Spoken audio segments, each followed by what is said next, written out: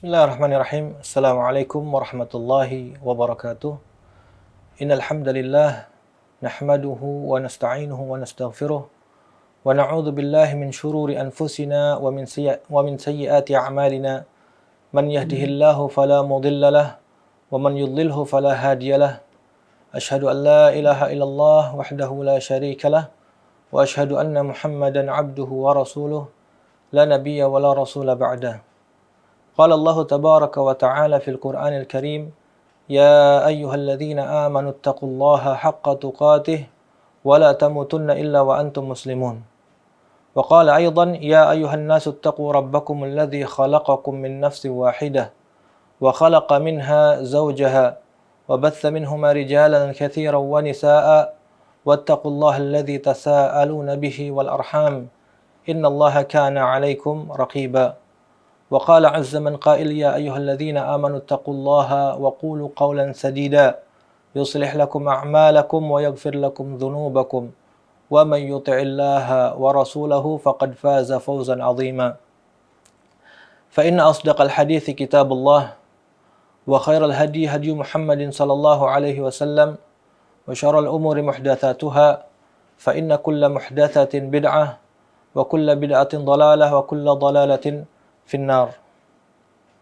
Pemirsa Ahsan TV yang dirahmati oleh Allah Azza wa Jalla, puji dan syukur senantiasa kita panjatkan kepada Allah Azza wa Jalla karena Allah telah banyak memberikan kepada kita kenikmatan, banyak memberikan kepada kita karunia, yang mana hal itu harus kita syukuri, harus kita gunakan untuk melakukan ketaatan-ketaatan kepada Allah Azza wa Jalla sebagai bentuk syukur kita atas nikmat-nikmat tersebut.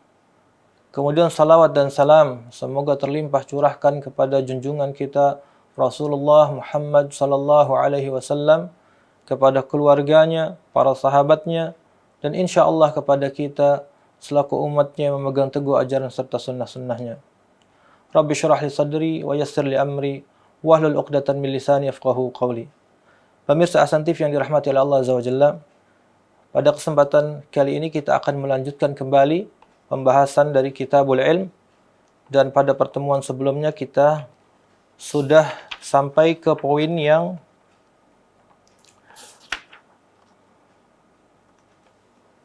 kelima, ya, tentang adab talabil ilm, ya, adab penuntut ilmu, yaitu al-amalu bil ilm, beramal dengan ilmu yang dimiliki, ya.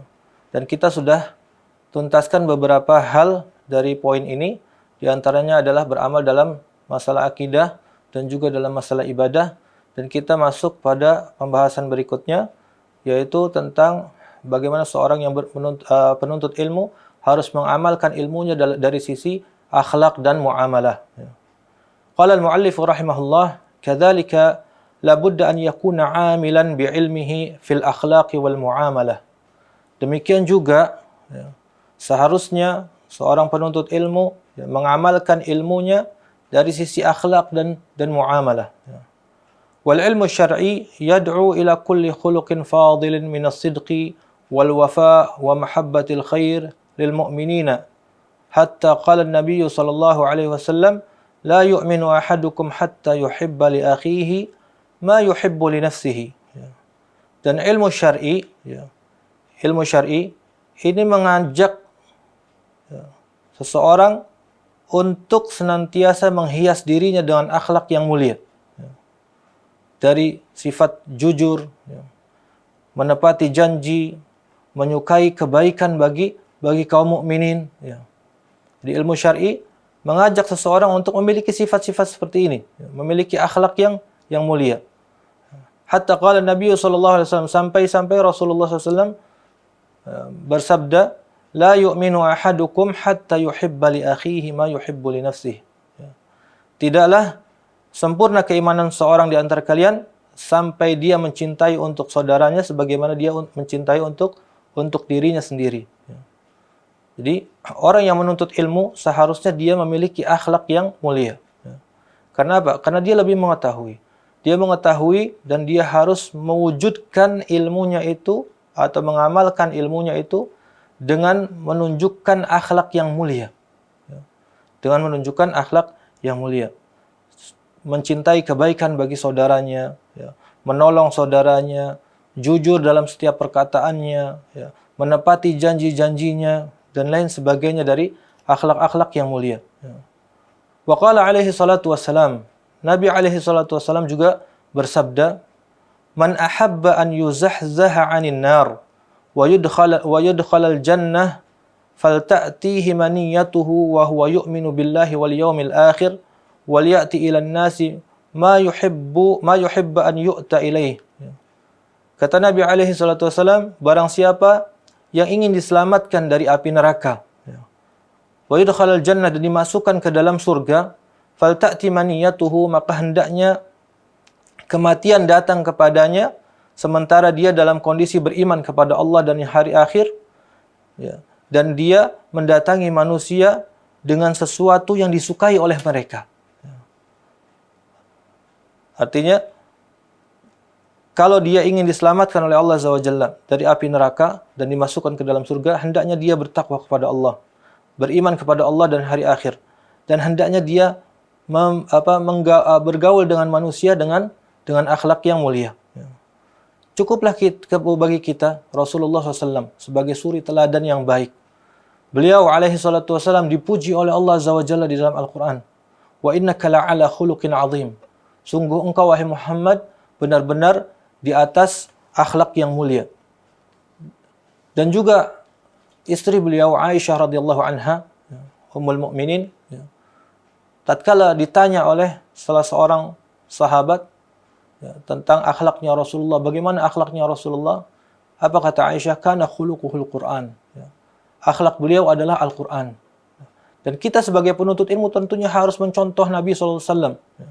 Kita lihat, kita buka sedikit di antara akhlak Rasulullah SAW. Ya. Di mana banyak terdapat di dalam kitab-kitab hadis, ya, di antaranya Sahih Bukhari dan Muslim, tentang bagaimana sosok Rasulullah SAW, bagaimana akhlaknya beliau sallallahu alaihi wasallam. Di antaranya yang pertama, beliau alaihi salatu wasallam adalah sosok yang paling baik terhadap keluarganya. Beliau lembut kepada istri dan anaknya. Hal ini tergambar dalam sabda Rasulullah SAW. Khairukum khairukum li ahlihi wa ana khairukum li ahli. Sebaik-baik kalian adalah orang yang paling baik terhadap keluarganya, dan aku orang yang paling baik terhadap keluargaku.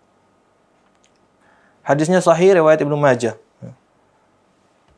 Kemudian Nabi alaihi salatu wasallam juga seorang yang sangat lembut, ya, perangainya, dan tidak mudah tergesa-gesa. Tidak mudah tergesa-gesa. Dan hal ini terdapat riwayat dalam Sahih Bukhari nomor 3149 dan juga Sahih Muslim dalam nomor 1057.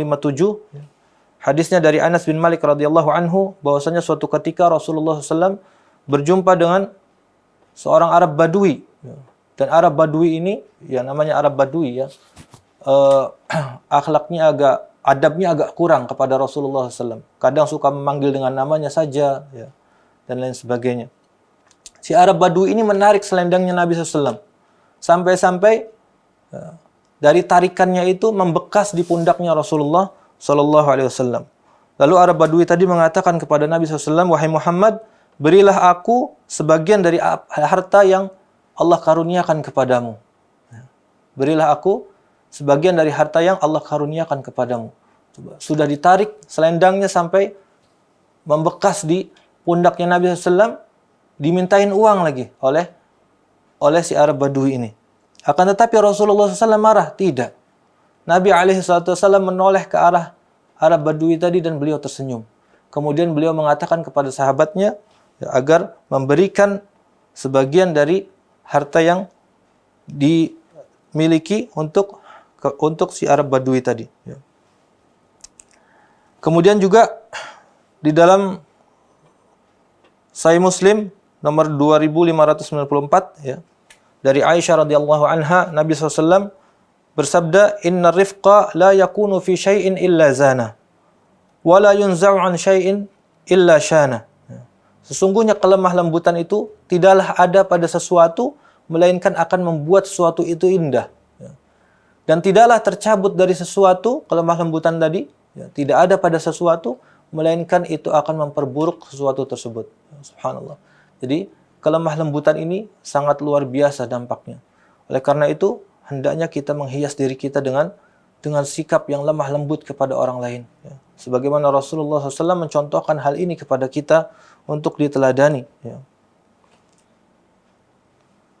Kemudian juga di antara akhlak beliau sallallahu alaihi wasallam, ya, beliau tidak pernah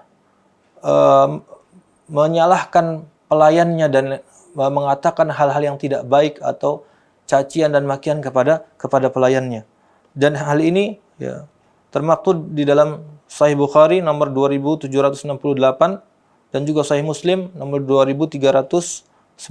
Ya. Hadisnya dari Anas bin Malik radhiyallahu an, yang mana Anas bin Malik ini telah menjadi pelayannya Rasulullah SAW selama 10 tahun. Ya. Dan ini kesaksiannya langsung dari Anas bin Malik. Nabi SAW, kata Anas bin Malik, aku selama 10 tahun melayani Rasulullah SAW. Akan tetapi tidak pernah beliau mengatakan kepadaku, dan lain sebagainya. Ya. Kemudian kata Anas bin Malik, ya, dan beliau pun tidak pernah menyalahkan atas apa yang aku lakukan. Ya. Tidak pernah menyalahkan atas apa yang aku lakukan dengan perkataan beliau, kenapa engkau melakukan demikian, dan lain sebagainya. Dan beliau juga tidak menyalahkan aku terhadap sesuatu yang tidak aku lakukan, dengan mengatakan, kenapa engkau tidak melakukan hal ini, dan lain sebagainya. Jadi Nabi SAW lembut kepada pelayannya. Ya. Dan juga Rasulullah SAW tidak pernah memukul seorang pun. Ya. Tidak pernah memukul dengan tangannya seorang pun, termasuk juga pembantu beliau tidak pernah dipukul oleh beliau. Hal ini termaktub di dalam riwayat Muslim nomor 2328, hadisnya dari Aisyah radhiyallahu anha. Ya. Beliau mengatakan bahwasanya Nabi SAW tidak pernah melakukan aksi pembalasan terhadap semua perlakuan buruk. Ya. Beliau tidak pernah memukul siapapun dengan tangan beliau, ya, meskipun seorang pembantu, kecuali ketika beliau berjihad di jalan Allah. Ya. Ketika beliau berjihad di jalan Allah, maka beliau pun menggunakan tangannya untuk memukul musuhnya. Ya. Akan tetapi di luar itu beliau tidak pernah menggunakan tangannya untuk memukul, walaupun kepada pembantunya sendiri. Ya. Dan juga Nabi SAW tidak pernah melakukan aksi pembalasan kepada orang yang telah berbuat jahat kepada beliau. Ya. Tidak pernah membalasnya kecuali pada hal-hal yang memang orang itu melanggar had Allah. Ya. Seperti orang itu mencuri, maka Nabi SAW potong tangannya. Orang itu berzina, maka dirajam oleh Rasulullah SAW. Ya. Kecuali pada hal ini. Sebagaimana yang terjadi pada kasusnya seorang wanita dari suku Makhzum, ya, Bani Makhzum atau Makhzumiyah. Ya. Wanita ini mencuri, ya, dan perkaranya sudah sampai kepada Rasulullah SAW. Sebagai seorang pemimpin, Nabi SAW harus menegakkan had. Ya. Kemudian ternyata para laki-laki dari suku Bani Makhzum ini, ya, mereka meminta kepada Usamah bin Zaid untuk menegosiasi kepada Rasulullah SAW agar tidak ditegakkan hukum potong tangan. Ya. Akhirnya Usamah bin Zaid memberanikan diri datang kepada Rasulullah SAW. Namun Rasulullah SAW, ya, marah. Ya. Rasulullah SAW marah karena apa? Karena ini hadnya Allah. Ya. Tidak bisa ditawar-tawar lagi. Ya. Atashfa'u fi haddin min hududillah, kata Nabi SAW. Apakah engkau ingin memberikan syafaat dalam masalah hadnya Allah Azza wa Jalla? Ya. Maka kata Rasulullah SAW, wallahi law anna Fatimah binti Muhammadin sarqat laqata'tu yadaha, kata Nabi SAW. Seandainya Fatimah binti Muhammad, anakku sendiri, mencuri, maka aku sendiri yang akan memotong tangannya. Ya. Kecuali dalam hal ini, ketika seseorang melanggar had, maka Nabi SAW akan menegakkan atau membalas, ya, sesuai dengan yang ditentukan oleh Allah Azza wa Jalla. Ya. Kemudian juga di antara akhlak beliau sallallahu alaihi wasallam yang terdapat di dalam Sahih Bukhari nomor 3559, ya, dari Abdullah bin Umar, dari Anas bin Malik radhiyallahu anhu, ya. Rasulullah SAW tidak pernah melakukan perbuatan nista. Ya, tidak pernah mencela, dan beliau alaihi salatu wasallam bukan tipe orang yang suka melaknat. Ya. Dan ini diantara akhlak beliau. Ya. Berikutnya, diantara akhlak Rasulullah SAW yang mulia, bahwasanya Nabi SAW jika diberi dua pilihan, maka beliau akan memilih pilihan yang paling ringan dan mudah. Selama pilihan yang paling ringan dan mudah itu tidak mengandung dosa. Ya. Jika mengandung dosa, maka beliau SAW adalah orang yang paling jauh dari melakukan dosa. Ya. Dan ini termaktub di dalam Sahih Bukhari, ya, nomor 3560, hadisnya dari Aisyah radhiyallahu anha. Kemudian juga Nabi alaihi salatu wassalam adalah seorang yang paling dermawan. Ya. Kedermawanannya tidak diragukan lagi. Ya. Nabi alaihi salatu wassalam di luar Ramadan beliau dermawan. Di dalam bulan Ramadan beliau lebih dermawan lagi. Beliau lebih dermawan lagi. Dan beliau senantiasa memotivasi untuk seseorang mau menyedekahkan hartanya. Dan di antara kedermawanan beliau SAW, bahwasannya Rasulullah SAW memberikan ghanimah harta rampasan perang kepada salah seorang Arab Badui yang meminta ghanimah, maka beliau SAW memberikan ghanimah yang sangat banyak. Karena beliau SAW berharap orang ini dan pengikutnya mendapatkan kebaikan. Setelah mendapatkan ghanimah tersebut, ghanimah yang sangat banyak tersebut, orang itu pulang ke kaumnya dan mengatakan, "Ya qaumi aslimu fa inna Muhammadan yu'ti ata'an ma la yakhshal faqah." Wahai kaumku, kata dia, masuklah kalian ke dalam agama Islam, karena sesungguhnya Muhammad telah memberikan sesuatu sebagaimana pemberian orang yang tidak takut miskin. Subhanallah. Lantaran pemberiannya Rasulullah SAW kepada orang tersebut, ini menjadi sebab satu kaum masuk ke dalam Islam. Juga di antara akhlak beliau yang mulia, bahwasannya Nabi SAW terkadang mendatangi dan mengucapkan salam kepada anak-anak kecil, serta mencandai mereka. Namun perlu diingat bahwasannya Rasulullah SAW tidak pernah mengucapkan perkataan dusta walaupun ketika bercanda. Jadi perkataannya senantiasa jujur. Kita ingat di dalam riwayat disebutkan bahwasanya Nabi SAW menyapa salah seorang anak kecil, "Ya Aba Umair, ma fa'alan Nughair." Wahai Abu Umair, apa yang sedang dilakukan oleh Nughair? Nughair ini burung pipitnya Abu Umair, burung pipitnya milik Abu Umair. Apa yang sedang dilakukan oleh burung pipit itu, wahai Abu Umair? Masya Allah. Ditegur anak ini oleh Rasulullah Sallallahu Alaihi Wasallam, dan beliau sering mengucapkan salam kepada anak-anak kecil, dan mencandai mereka. Kemudian juga di antara akhlak beliau yang mulia, bahwasannya Nabi SAW sangat perhatian kepada umatnya. Terkadang beliau jalan untuk melihat dari dekat keadaan para janda dan orang-orang miskin. Beliau SAW penuhi panggilan dan ataupun undangan mereka, dan jika mampu beliau SAW memenuhi kebutuhan mereka. Dari hadis Abdullah bin Abi Aufa radhiyallahu anhu, disebutkan, laqad ja'akum, hadisnya dari tadi riwayatnya dari Imam An-Nasa'i, hadisnya dari Abdullah bin Abi Aufa, bahwasanya Nabi SAW senantiasa memantau umatnya, baik mereka yang janda maupun orang-orang yang miskin, dan beliau senantiasa membantu mereka. Dan ini termaktub dalam hadis yang sahih diriwayatkan oleh Imam An-Nasa'i. Kemudian Allah Azza wa Jalla juga memuji atau menyebutkan tentang keutamaannya Rasulullah SAW atau akhlaknya Rasulullah SAW kepada umatnya. Bagaimana beliau sangat perhatian kepada umatnya di dalam firman-Nya, "Laqad ja'akum rasulun min anfusikum azizun 'alaihi ma 'anittum harisun 'alaikum bil mu'minina raufur rahim." Sungguh telah datang kepadamu seorang rasul dari kaummu sendiri. Seorang rasul dari kaummu sendiri, yaitu Rasulullah SAW. Berat terasa olehnya penderitaanmu. Sangat menginginkan keimanan dan keselamatan bagimu. Amat belas kasihan lagi penyayang terhadap orang-orang mukmin. Dan inilah rangkaian atau di antara akhlak-akhlak Rasulullah SAW yang mulia. Yang mana seorang penuntut ilmu sudah sepatutnya dia mencontoh, meneladani Rasulullah SAW. Dan masih banyak lagi akhlak beliau yang mulia, yang tidak mungkin kalau kita sebutkan semuanya di tempat ini, atau di kesempatan ini. Insya Allah nanti ada pembahasannya pada kesempatan yang lain. Ini di antara akhlak-akhlak beliau yang mana Seorang yang menuntut ilmu hendaknya dia mengikuti atau meneladani Rasulullah sallallahu alaihi wasallam. Kita kembali ke kitab ini. Qala al-muallif rahimahullah wa katsirun minan nas 'indahum ghirah wa hubbun lil khair. Kata penulis, banyak di antara manusia yang mereka memiliki semangat yang sangat tinggi dan menyukai kebaikan, menyukai kebaikan. Walakin la yas'una an-nasa bi akhlaqihim.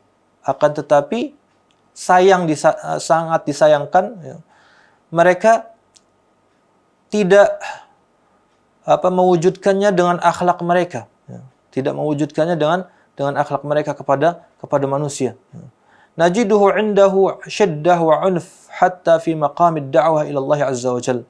Kita dapati atau kita jumpai bahwasanya sebagian mereka sebetulnya keinginannya atau tujuannya baik, tapi mereka menggunakan cara-cara yang tidak tepat, menggunakan kekerasan, menggunakan kekasaran dan lain sebagainya.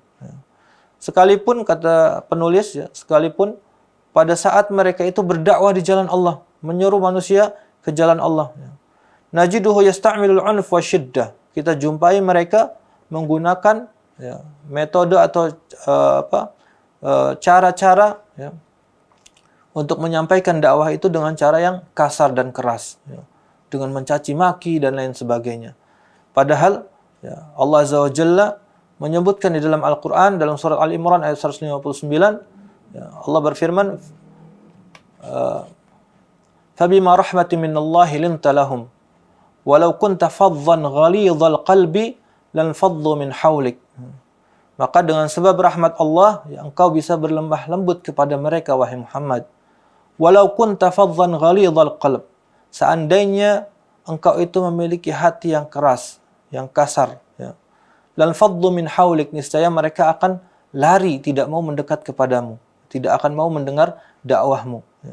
Dan Allah juga menyebutkan di dalam firman-Nya yang lain, ud'u ila sabili rabbika bil hikmati wal mau'izatil hasanah wajadilhum billati hiya ahsan. Ud'u ila sabili rabbika, serulah manusia, dakwahlah kepada manusia, ajaklah mereka ke jalan Tuhanmu dengan hikmah. Nanti ada pembahasannya sendiri tentang hikmah ini, dengan hikmah dan mau'izah hasanah, dan juga dengan nasihat yang baik. Wajadilhum billati hiya ahsan, dan jadilhum billati hiya ahsan, dan debatlah mereka atau ajaklah mereka diskusi dengan sesuatu yang lebih baik. Maka seorang yang berdakwah hendaknya dia menggunakan cara-cara yang lembut, sebagaimana Nabi alaihi wasallam menggunakan cara-cara yang lembut kepada orang yang didakwahinya. Wa hadza khilaful akhlaqi allati amara biha Allah azza wa jalla. Maka seorang yang menggunakan cara-cara atau menggunakan kekerasan dan kekasaran dalam berdakwah, maka ini menyelisihi perintah Allah azza wa jalla, di mana Allah azza wa jalla memerintahkan kita untuk menghias diri kita dengan akhlak yang mulia, dengan akhlak yang baik. Dan Rasulullah SAW pun memerintahkan kepada kita untuk hal itu. Sebagaimana sabda Rasulullah SAW, wa khaliqin nas bi khuluqin hasan, dan bergaulah dengan manusia dengan akhlak yang baik. Dan di antara sebab yang paling banyak memasukkan seseorang ke dalam surga Allah, kata Nabi SAW tatkala beliau ditanya oleh salah seorang sahabat, amalan apa yang paling banyak memasukkan manusia ke dalam surga? Maka kata Rasulullah SAW, taqwallah wa husnul khuluq. Takwa kepada Allah dan akhlak yang baik. Dua amal ini paling banyak memasukkan manusia ke dalam surga. Pemirsa Hasan TV yang dirahmati oleh Allah Azza wa Jalla, kita lanjutkan. Qala al-muallif rahimahullah, wa'lam anna husnul khuluq huwa mimma yuqarribu ila Allah Azza wa Jalla.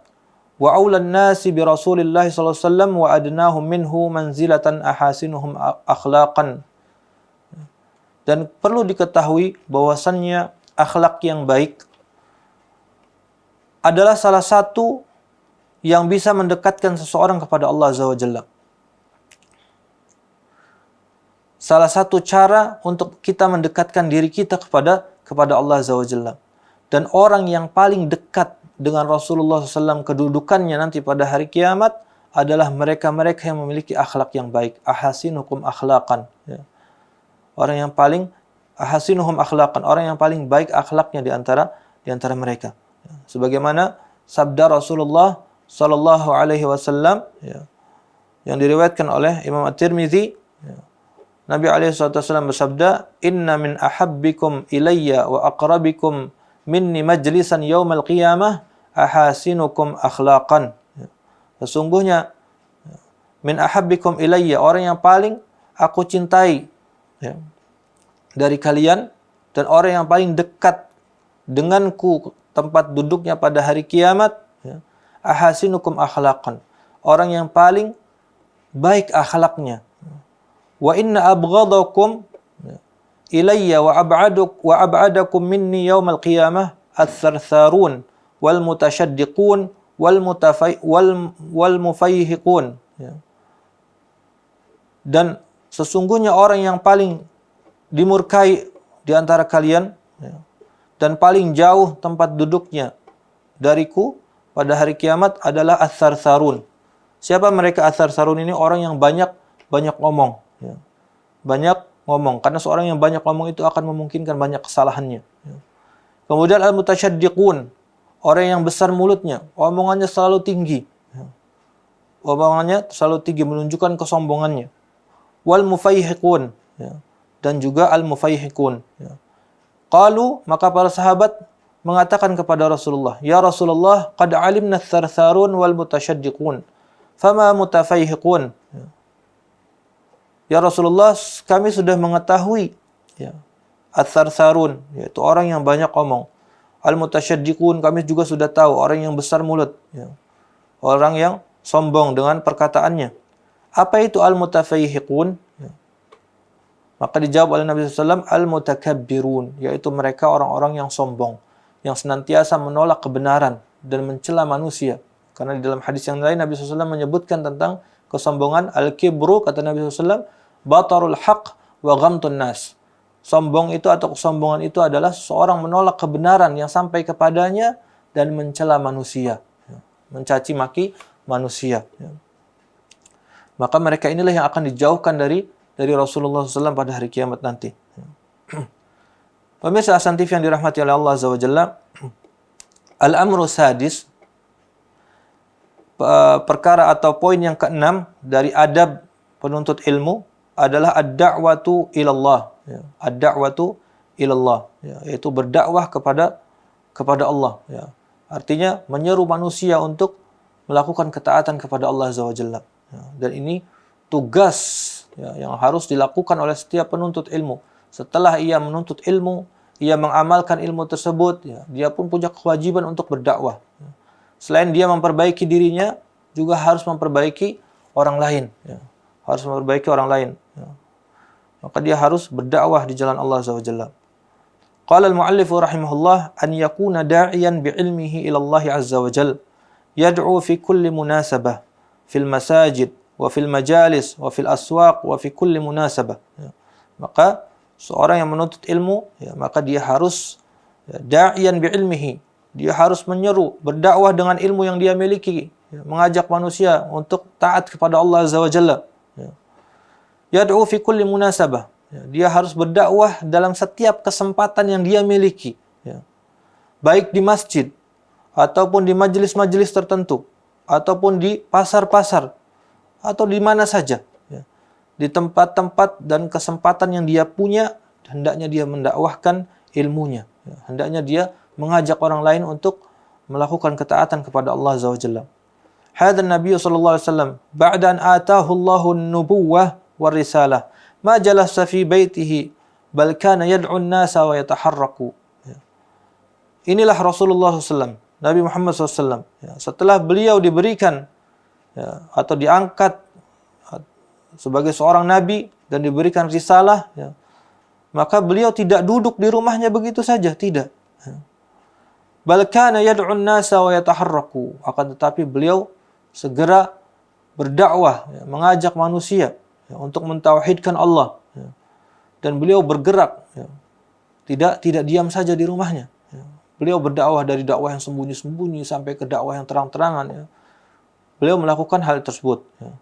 Maka seorang penuntut ilmu yang telah memiliki ilmu maka punya kewajiban untuk mengamalkan dan juga mendakwahkan ilmunya. Ya.